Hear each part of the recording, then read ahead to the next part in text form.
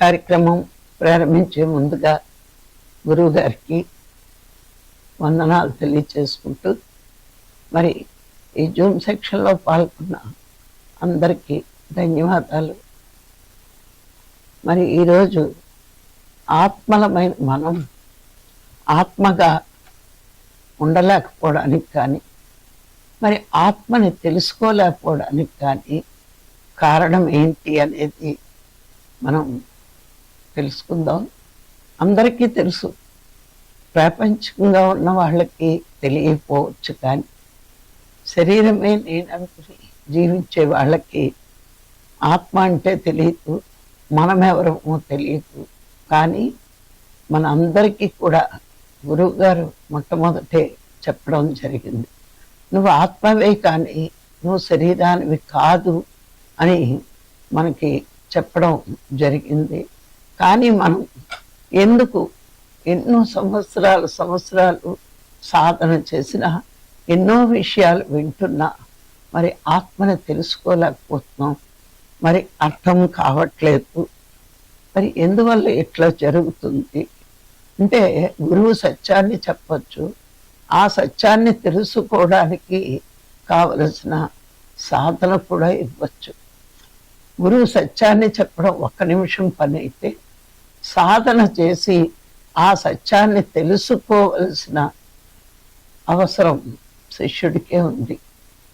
మరి ఆ శిష్యుడికి తెలుసుకోవాల్సిన సమయం వచ్చింది కాబట్టే, ఆ స్థాయికి వచ్చాడు కాబట్టే భగవంతుడు గురువునిచ్చి మరి ఈ సాధనని ఆయనే మనకి చెప్పిస్తాడు. కానీ మనకి అర్థం చేసుకోలేక మరి ఏది పట్టుకుంటే జీవితంలో ఆనందం ఉంటుందో అది మనం పట్టుకోవట్లేదు. మనం ప్రాపంచికంలో అడుగు పెట్టిన దగ్గర నుంచి ఏ వయసుకి ఏది కావాలో అది అనుభవించేస్తున్నాం. అంటే పుట్టినప్పటి నుంచి చూసుకుంటే, చదువుకోవలసిన వయసులో చదువుకున్నాం, వివాహం చేసుకోవాల్సిన వివాహం చేసుకున్నాం, ఉద్యోగమో వ్యాపారమో మరి గృహిణిగా ఉండడమో ఏదో ఒక పని వయసుకు తగ్గట్టు చేసేస్తున్నాం. కానీ ఇక్కడ వయసుతో నిమిత్తం ఏమీ లేదు. ఈ సాధన చేయడానికి, తాను ఆత్మని అని తెలుసుకోవడానికి దీనికి వయసుతో నిమిత్తం లేదు. ఆత్మ తీసుకున్న జన్మలతో నిమిత్తం. ఎప్పుడైతే జీవితంలోకి గురువు వచ్చాడో, సత్యాన్ని తెలుసుకునే వయసు మనకు వచ్చింది అని ఎవరికి వాళ్ళు, చిన్నవాళ్ళు కానీ పెద్దవాళ్ళు కానీ అర్థం చేసుకోవాల్సిన విషయం. అయ్యో అప్పుడే జ్ఞానం ఎందుకని పొందలంటూ ఉంటారు. లేకపోతే ఎంత వయసు వచ్చినా వీడికి ఇంకా ప్రాపంచికం పోలేదు అని కొంతమంది అనొచ్చు. అందుకే ఇక్కడికి వచ్చిన ప్రతి వాళ్ళు కూడా తెలుసుకోవాల్సింది, నేనెవరో తెలుసుకోవాల్సిన టైం వచ్చింది. నా అంతిమ యాత్రకి కావలసిన ప్లాట్ఫామ్ ఇక్కడే నేను చేసుకోవాలి.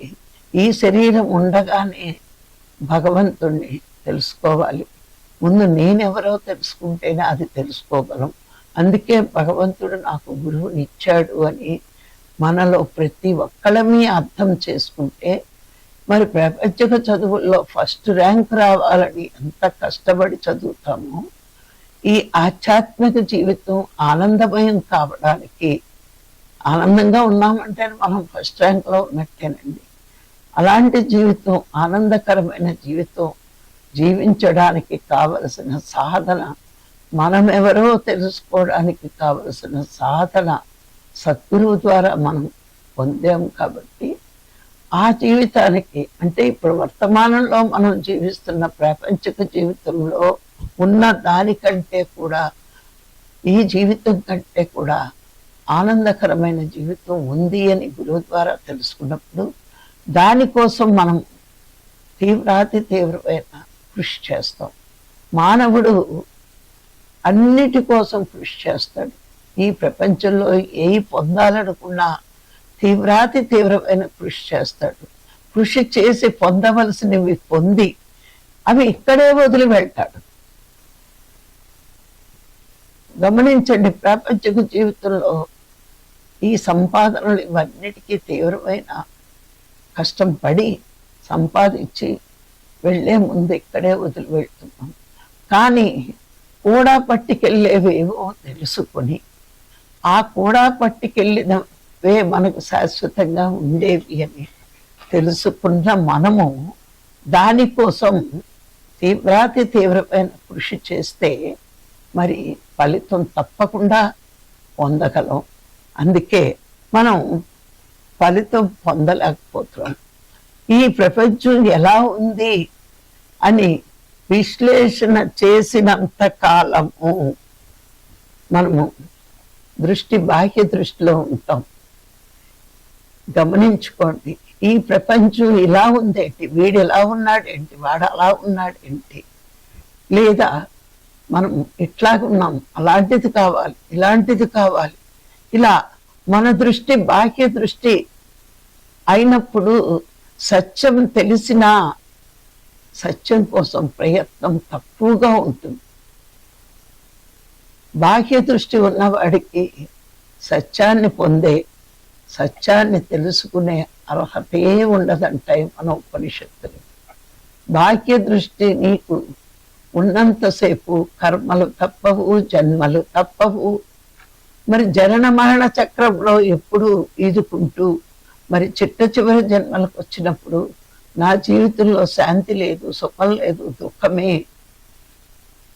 కానీ బాహ్య దృష్టిలో దుఃఖానికి కారణం మనమే అని మనకు తెలియదు. గమనించుకోండి, అది తెలియకే మన దుఃఖానికి కారణం భర్తో, తల్లిదండ్రులు, పిల్లలో ఏదో ఒక కారణం వెతికి చెప్పేస్తూ ఉంటాం. ఎప్పుడు గమనించండి, ఎవరైనా నీ కష్టానికి కారణం ఏంటి అంటే చెప్పేది ఒకే మాట, నా తల్లిదండ్రుల వల్ల దుఃఖపడుతున్నాను, నా భర్త వల్ల దుఃఖపడుతున్నాను, నా భార్య వల్ల దుఃఖపడుతున్నాను, లేదా నా బిడ్డల వల్ల దుఃఖపడుతున్నాను. ఇట్లా కారణాలు వెతుకుతున్నాం. కానీ ఈ బాహ్య దృష్టి వల్లే మనకి ఈ కారణం పక్క వాళ్ళ మీద తోస్తున్నాం. కానీ మన దృష్టి బాహ్య దృష్టి నుంచి అంతర్దృష్టిలోకి మరలినప్పుడు నా దుఃఖానికి వేరెవ్వరూ కారణం కాదు, నేనే కారణం అని మనకు అవగాహన అవుతుంది. బాహ్య దృష్టిలో ఈ కారణాలు వెతుక్కుంటూ వాళ్ళ మీద ద్వేషం పెంచుకుంటూ ఇంకా ఇంకా కర్మలు చేస్తూ ఒక స్థాయికి వెళ్ళాక మాటలు చేతలే కాదు, ఊహలు కూడా కర్మలే. మరి ఇలా ఊహలు చేసుకుంటూ కర్మల వలయంలో చిక్కుకుని జన్మలు పెంచుకుంటూ దుఃఖాన్ని పెంచుకుంటున్నాం. పోనీ మన మీద కనికారం వల్లే పరమాత్మ గురువునిచ్చి అది దుఃఖంలో ఉన్నామనో, వేదనలో ఉన్నామనో, దీని నుంచి బయటపడే మార్గం తెలియక ఇంకా ఇంకా దుఃఖంలో కూరుకుపోతున్నామనో భగవంతుడు మనకి ఒక గురువునిచ్చి దారి చూపించాడు. దారి చూపించినప్పుడు ఆ దారిలో పయనిస్తే దుఃఖాలనే సముద్రంలో నుంచి బయటపడే మార్గం గురువే చెప్పగలడు. ఆయన చెప్తాడు, నువ్వు శరీరం కాదు, మనసువు కాదు, బుద్ధివి కాదు, నువ్వు ఆత్మవి. అంటే శరీరం నేననుకోవడం వల్ల దుఃఖం, మనసు నాది అనుకోవడం వల్ల దుఃఖం, బుద్ధి వల్ల దుఃఖం, అన్నిటి వల్ల దుఃఖమే. కానీ నువ్వు ఇవేవి కావు, నీవు అనుకుంటున్నావు, నీవి కావు, నీవనే భ్రమలో ఉండి దుఃఖం తెచ్చుకుంటున్నావు. ఇవేవి నువ్వు కాదు, నువ్వు ఆత్మవి. శరీరం నేననుకున్నప్పుడు వీళ్ళు నా వాళ్ళు, నా పిల్లలు, నా భర్త, నా తల్లిదండ్రులు అని ఎంతగానో ప్రేమిస్తున్నాం. వాళ్ళు మనని నిర్లక్ష్యం చేసిన రోజున దుఃఖపడుతున్నాం. అలాగే నా ఆస్తిపాస్తులు అనుకుంటూ మమకారాన్ని పెంచుకుంటున్నాం. అవి మన నుంచి వదిలి వెళ్ళినప్పుడు మళ్ళా దుఃఖం. కొన్ని నిర్ణయాలు తీసుకుంటాం బుద్ధి ద్వారా, అవి కూడా మనకి దుఃఖం కలిగించినప్పుడు అప్పుడు కూడా జీవితం వ్యర్థంలా అనిపిస్తుంది. అంటే బాహ్య దృష్టిలో ఇవన్నీ నా వాళ్ళు, నావి అనే మాటలు వచ్చినంతసేపు మన దృష్టి బాహ్య దృష్టి అయినప్పుడు దుఃఖం. అప్పుడు తెలుస్తుంది అప్పుడు గురువు అవసరం ఉంటుంది నీకు. ఈ బాహ్య దృష్టిని అంతర్ముఖం చేసినప్పుడు, అంటే గురువు చెప్పాడు నేను ఆత్మని అని, అది నువ్వు తెలుసుకోవాలి అంటే నీ బాహ్య దృష్టి అంతర్దృష్టిగా మారినప్పుడే నీకు శాంతి లభిస్తుంది. ముందు శాంతి వస్తుంది. శాంతి వచ్చినప్పుడు మనకు అర్థమవుతుంది, నిజమే కదా, నేను ధ్యానంలో ప్రపంచాన్ని మర్చిపోతున్నాను, మనసును తీసేస్తున్నాను, బుద్ధి పని చెయ్యట్లేదు, ఈ మూడు పక్కన పెట్టి నేను మన దృష్టిని ఆత్మదృష్టిగా మార్చుకుంటున్నప్పుడు శాంతి దొరుకుతుంది అని నిజమైన సాధకుడు అందులో ఉన్న మర్మాన్ని తెలుసుకుంటాడు. ఏమిటా మర్మం? ధ్యానం చేస్తున్నప్పుడు శరీరం అక్కర్లేదు, మనసు అక్కర్లేదు, బుద్ధి అక్కర్లేదు, ప్రపంచమూ అక్కర్లేదు, అన్నిటినీ వదిలేను కాబట్టే నేనెవరో తెలుసుకోవడానికి ప్రయత్నంతో నేను పరమాత్మతో అనుసంధానమై ఉన్నాను కాబట్టే నాకు శాంతి లభిస్తుంది. గురువు గారు చెప్పింది కరెక్టే, నేను శాంతిని పొందితేనే ఆనందం అని బాహ్య దృష్టిని అంతర్దృష్టి చేసి నేనెవరో తెలుసుకోవడానికి ప్రాక్టీస్ చేస్తున్నాం. ఆ ప్రాక్టీసే ఇప్పుడు మనందరం చేసేది. సృష్టిని వదిలి సృష్టికర్తని పట్టుకోవాలి, పట్టుకుంటేనే శాంతి, పట్టుకుంటేనే ఆనందం. అప్పుడు మనకు అర్థమవుతుంది ఆత్మలోని ఆనందం ఉంది, కానీ భగవంతుడు సృష్టిలో ఆనందం లేదు. తాత్కాలిక భోగాలు, తాత్కాలిక సుఖాలు, తాత్కాలిక సంతోషాలు మాత్రమే ఉన్నాయి. గురువు లేని వాడు ఉన్నాయనుకుని గుడ్డితనంలో ప్రవర్తిస్తాడు బాహ్యంలో. అదే శాశ్వతం. ఈ ప్రపంచంలో నేను కొనుక్కున్న ఆస్తిపాస్తులు శాశ్వతం, నా వాళ్ళు శాశ్వతం, నా బంధాలు శాశ్వతం, నా మమకారాలు శాశ్వతం అని నేనే శాశ్వతంగా ఉంటాను అన్నట్టు ప్రవర్తిస్తూ ఉంటాడు. కానీ గురువు వచ్చాకైనా ఆయన మాటల్ని అర్థం చేసుకుని ఆచరణలో పెట్టుకోవడానికి ప్రయత్నించాడు. నువ్వు వాక్యాన్ని వదిలి ధ్యానంలో కూర్చున్నంతసేపు నీకు శాంతి, ఆనందం దొరుకుతుంది. కళ్ళు మూస్తే దొరుకుతుంది, కళ్ళు విప్పితే పోతుంది. ఇక్కడ ప్రతి సాధకుడు తన దృష్టిని సూక్ష్మాతి సూక్ష్మంగా మళ్లించుకోగలిగితే, విచారణ చేసుకోగలిగితే, కళ్ళు తెరిస్తేనే దుఃఖం, కళ్ళు మూస్తే ఏ దుఃఖము లేదు, ఎందువల్ల దుఃఖం లేదు అనే విచారణ చేసుకున్నప్పుడు ప్రపంచాన్ని, శరీరాన్ని, మనస్సుని, బుద్ధిని అన్నిటినీ వదిలి నేను ఆత్మతో అనుసంధానమై ఉన్నాను కాబట్టే శాంతి, ఆనందం పొందుతున్నాను అని మనకిగా అర్థమవుతుంది. అలాంటి వాళ్ళే ఆత్మని పొందగలరు, ఆత్మని తెలుసుకోగలరు, ఆత్మానుభూతి పొందగలరు, తానెవరో అన్న సత్యాన్ని తెలుసుకోగలరు. మరి ఇది ఎవరు తెలుసుకోలేరు అంటే కేనోపనిషత్తు ఏం చెప్తుందంటే, బలహీనులు తెలుసుకోలేరు, బద్ధకస్తులు తెలుసుకోలేరు, పట్టుదల లేని వాళ్ళు తెలుసుకోలేరు, సోమరులు తెలుసుకోలేరు, ఉత్సాహం లేని వాళ్ళు తెలుసుకోలేరు. ఈ ఐదుగురు తెలుసుకోలేరు ఆత్మని. వాడి జీవితం అంతా ప్రపంచంలో ఎన్ని గుళ్ళు తిరిగి, ఎన్ని మొక్కులు మొక్కి, ఎన్ని స్నానాలు చేసి, ఎన్ని పుణ్యకర్మలు చేసినా ఆత్మని తెలుసుకోలేరు. బలహీనులు వీళ్ళెవరు అంటే కళ్ళు మూసుకుంటే ఏమైపోతుంది అని భయపడేవాళ్ళు. నేను ధ్యానంలో కూర్చుంటే నా వ్యవహారాలు ఏమైపోతాయి, నా వ్యాపారాలు ఏమైపోతాయి, నా ఆస్తిపాస్తులు ఏమైపోతాయి, ఇది ఖాళీగా కూర్చుని టైం వేస్ట్ చేయడం అనుకోవడమే మానసిక బలహీనత. తెలుసుకోలేరు. గురువు వచ్చినా వాళ్ళకి అర్థం కాదు. ఇక బద్ధకస్తులు, ఏం చేస్తాంలే సాధన, ఏముంది, కళ్ళు మూసుకుంటే ఏమొస్తుంది, తెల్లవారుజాని బ్రహ్మ ముహూర్తంలో లేచి సాధన చేస్తే గొప్పది అని మన ముందు తరాలు అంటే ఆత్మజ్ఞానులు, బ్రహ్మజ్ఞానులు బ్రహ్మ ముహూర్తంలో సాధన చెయ్యాలి అని అనుకున్నా మనం చేయలేకపోవడానికి మనలో తమో గుణం ఏర్పరిచిన బద్ధకమే. మనం లేవలేకపోతున్నాము అంటే మన బద్ధకమే కారణం. పట్టుదల లేని వాళ్ళు, ఒక ప్రపంచకు గురువులు ఈ ర్యాంక్ వస్తే, ఈ ఎంట్రన్స్ పరీక్ష పాస్ అవుతే నీకు డాక్టర్ అవుతావు, మరి ఇంజనీర్ అవుతావు, లేకపోతే కలెక్టర్ అవుతావు అని ఆశలు పెట్టినప్పుడు ఆ లక్ష్యం చేరడానికి చాలా పట్టుదలగా చదువులు చదువుతున్నారు.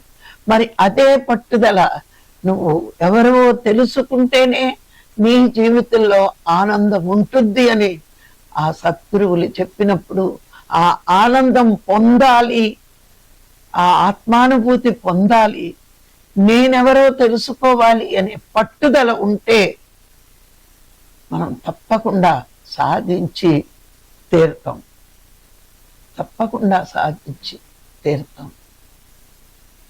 కానీ ఆ పట్టుదల మనలో ఇంకా రాలేదేమో. మరి ఉత్సాహం లేనివాడు సాధించలేడు. అంటే నువ్వు పని ప్రారంభించినప్పుడు ఏడుస్తూ ప్రారంభిస్తే నీరసంగా చేయగలవు.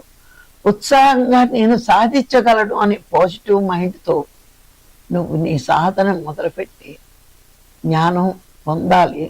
నువ్వు చదివి ప్రతి పుస్తకం నీకు జ్ఞానాన్ని ఇస్తుంది. నువ్వు చేసే ప్రతి సాధన నీకు ఫలితాన్ని ఇస్తుంది. ఆ ఉత్సాహం నీ మనసులో ఉండాలి. అందుకే అంటారు, ప్రపంచక పనులలో ఉత్సాహం కాదు, ఆధ్యాత్మికంగా ఉత్సాహంగా ఉన్నవాడు అన్నిటినీ సాధిస్తాడు. ఏ లక్ష్యంతో ఏ గమ్యానికి చేరుకోవాలనుకుంటున్నాడో అది తప్పగా ఈ జన్మలోనే సాధించగలడు. మరి ఈ విధంగా బద్ధకస్తులు, సోమరులు, ఉత్సాహం లేని వాళ్ళు, పట్టుదల లేని వాళ్ళు ఈ రకంగా ప్రవర్తిస్తే తన సత్య స్వరూపాన్ని, తన స్వస్వరూపాన్ని ఏనాటికి తెలుసుకోలేరు. అందుకే కేనోపనిషత్ చెప్తోంది, ఇలాంటి వాళ్ళు ఆత్మని తెలుసుకోలేరు, తానెవరో తెలుసుకోలేరు.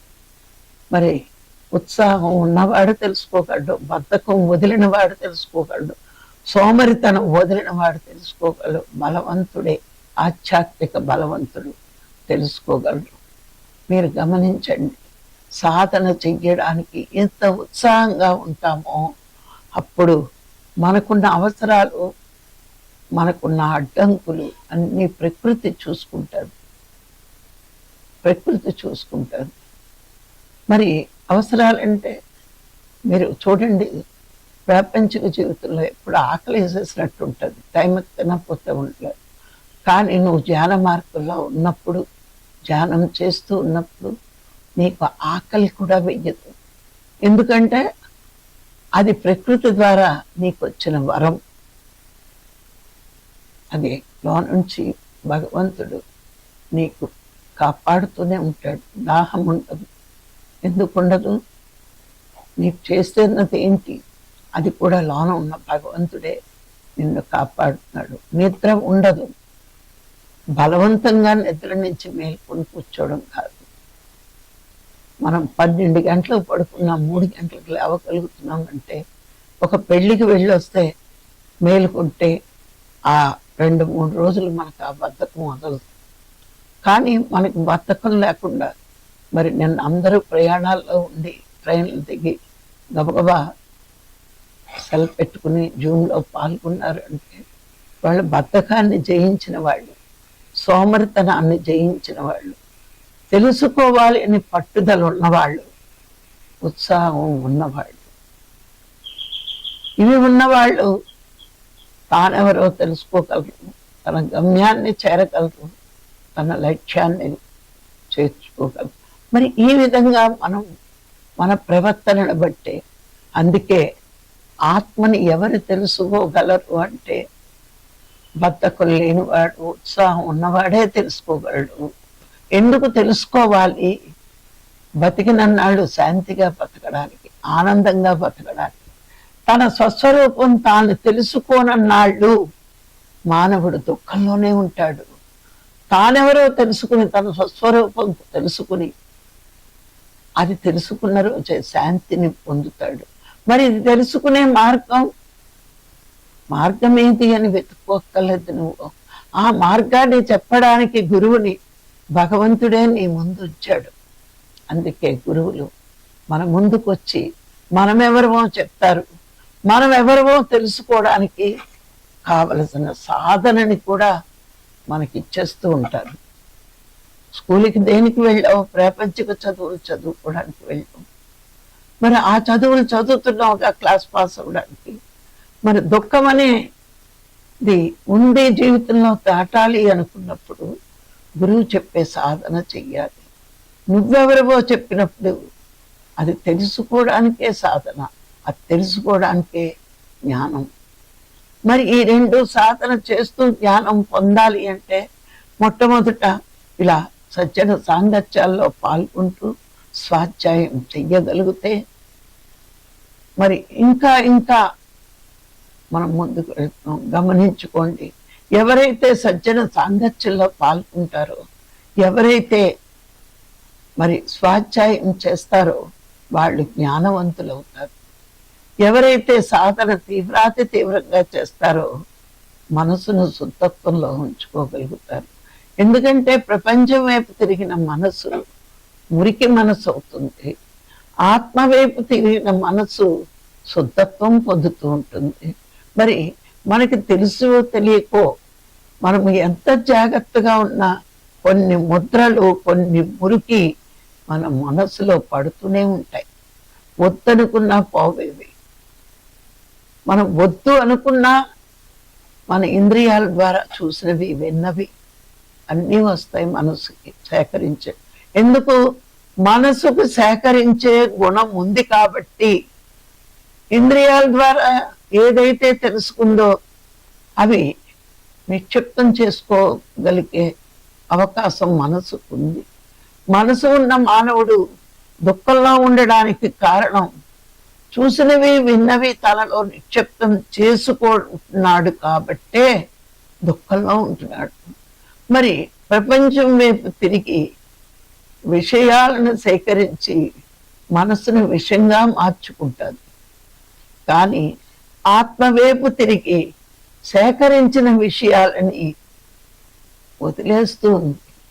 మనసు వైపు తిరిగి మురికి చేసుకున్నది ఆత్మవైపు తిరిగి విశ్వశక్తితో దాన్ని, ఆ మురికిని వదలగొట్టుకుంటుంది మనసు. మరి ఎంతగా సాధన చేస్తే మురికి అంతలగా పోతుంది, శుద్ధత్వం మనసు పొందుతుంది. ఆ శుద్ధత్వంలోనే నీ ఆత్మశక్తి నీకు ఇంకా ఇంకా పెరుగుతుంటుంది. చూడండి, మనం రోజు ఇల్లు తుడుచుకుని పడుకుంటే కొంచెం నీళ్ళే కావాలి, కొంచెమే కష్టపడతాం. మరి ఎప్పుడో ఏడాదో, 2 ఏళ్ళో, 10 ఏళ్ళో వదిలేసాక ఆ ఇల్లును కడగడానికి చాలా కష్టం, ఎక్కువ నీళ్లు కూడా పడతాయి, మురికి గమ్ముని పోదు. అట్లాగే మనం కూడా ఇన్ని జన్మల నుంచి, ఇన్ని సంవత్సరాల నుంచి మనసును మురికి చేస్తూనే ఉన్నాం. శుద్ధత్వంలో లేము. ఉన్నామనుకుంటున్నాం, శరీరాన్ని శుద్ధత్వంలో ఉంచుకున్నాం, కానీ మనసును శుద్ధత్వంలో ఉంచుకోలేదు మనం. అందుకే అది దుఃఖమయం అయ్యింది. ఎప్పుడైతే గురువు చెప్పిన సాధన ద్వారా మనసుని ఆత్మ వైపుకు తిప్పేమో, మన దృష్టి ఆత్మ దృష్టిగా మార్చుకున్నామో, ఈ మనసు ప్రపంచంలో పోగేసిన విషయాల్ని మెల్లిమెల్లిగా విశ్వశక్తితో ఆ మురికిని పోగొట్టుకుని శుద్ధత్వంలోకి వస్తుంది. అందుకే ప్రపంచం వైపు తిరిగి బరువు అవుతుంది, ఆత్మ వైపు తిరిగి తేలికవుతుంది మనసు. అన్నీ పోసుకున్న మనసు బరువు, అన్నీ వదిలిన మనసు తేలికవుతుంది. అందుకే అన్నీ పట్టుకున్న వాడు జీవుడవుతున్నాడు, అన్నీ వదిలిన వాడు దేవుడవుతాడు. ఇంతేనండి తేడా. ఇప్పుడు మన బలహీనతలు ఏంటో మనమే విచారణ చేసుకోవాలి. మన గురించి మనకి తెలిసినంతగా మనని చూసే వాళ్ళకి తెలియదు, గురువుకి తెలుస్తుంది. ఎవరికి తెలియదు. గురువు ఏం చేస్తాడు? శిష్యుడి యొక్క బలహీనతలు తెలిసినా మారతాడేమో అని క్షమిస్తూనే ఉంటాడు గురువు. కానీ అది ప్రపంచక జీవులైతే వేరే ఉంటుంది ట్రీట్మెంట్. కానీ సద్గురువు అయితే శిష్యుడు మారే వరకు సహనంతో భరిస్తూ క్షమిస్తూ ఉంటాడు. గురువు గారికి ఏమీ తెలియదు అనుకోకండి. ప్రతి ఒక్కళ్ళ గురించి తెలుస్తూనే ఉంటుంది గురువులకి. కానీ వాళ్ళు ఏమీ మాట్లాడట్లేదంటే గ్రహించలేనంత చేతగానితనం గురువులో ఉండదు. అన్నీ తెలుస్తాయి. కానీ శిష్యుణ్ణి క్షమిస్తున్నాడు. ఎందుకు క్షమిస్తున్నాడు? ఆ శిష్యులు కూడా అజ్ఞానంతో అలా ప్రవర్తిస్తున్నారు, కానీ జ్ఞానవంతులు అవ్వడానికి ప్రయత్నిస్తున్నారు అని గురువుకు తెలుసు. కాబట్టి వాళ్ళు సాధనలో మార్పు వస్తుంది అనుకుంటారు. అందుకే మన బద్ధకం మనకే తెలుసు, మన అజ్ఞానం మనకే తెలుసు. ఎందుకు అంటే నేను తెల్లవారుజాము లెగలేకపోతున్నానంటే బద్ధకం, సోమరితనం. నేను ఇంకా అభిప్రాయం ఆత్మని అని నేను అర్థం చేసుకుని జీవించలేకపోతున్నాను అంటే మన అజ్ఞానమే. అన్నిటికీ కారణం అజ్ఞానమే. దాన్ని వదల్చుకునే మార్గమే శ్వాస మీద ధ్యాస.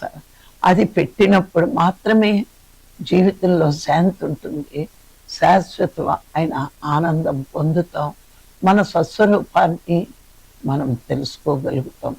అందుకే ఈ కేనోపనిషత్తు ఏం చెప్పింది అంటే ఇన్ని విషయాలు, ఇంకా చాలా విషయాలు చెప్పింది. అవకాశం ఉన్నప్పుడు మళ్ళా చర్చించుకుందాం. మరి ఈ రోజుకి మన ప్రవర్తన ఎంట్రన్స్ ఎలా ఉండాలో తెలుసుకున్నాం. మరి తెలుసుకున్న విషయాన్ని ఆచరణలో పెట్టుకున్నవాడు అదృష్టవంతుడు, తెలుసుకున్న ఆచరణలో పెట్టుకోలేని వాడు దురదృష్టవంతుడు. ఇంతేనండి. గురువులు కానీ మహాత్ములు కానీ విద్యను ఇవ్వగలరే కానీ అందుకోవలసింది, ఆచరించవలసింది శిష్యులే. మరి ఈరోజు నాకు ఈ అవకాశం ఇచ్చిన మీ అందరికీ మరొక్కసారి ధన్యవాదాలు. Thank you.